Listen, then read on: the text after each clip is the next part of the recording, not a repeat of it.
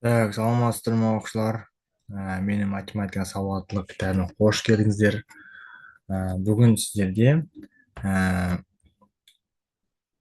мына комбинаторика бойынша тест тапсырмалар берілген, иә. Соларды бірге бір екі үш есеп шығарып түсіндіріп жіберейін. Жалпы мысалы мына жерде мына есептер келіп жатыр сіздерге. Ә, бесінші есепті түсіндіріп жіберейін, иә. Қысқа нұсқа неге жалпы формуласын үйретіп жіберейін. Бесінші есептің теңес деген сияқты есептер келсе, домбыра, домбыра деп дойбы, шахмат деген сияқты екі адаммен мысалы амандасу деген сияқты келетін болса есептер, онда сіздер мына формуланы қоясыздар. Мінекей қараңыздар.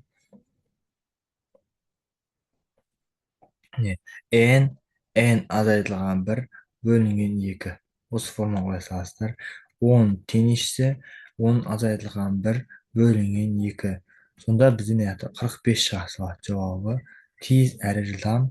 Осындай лайфхактары бар. Әрі тез жылдам шығарудың.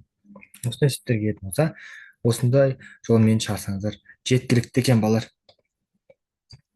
Иә, барлық екі оқушы деген сияқты осындай есептерден осы жолмен шығарған сіздерге тиімді болады екен. Жақсы, рахмет, сау болыңыздар.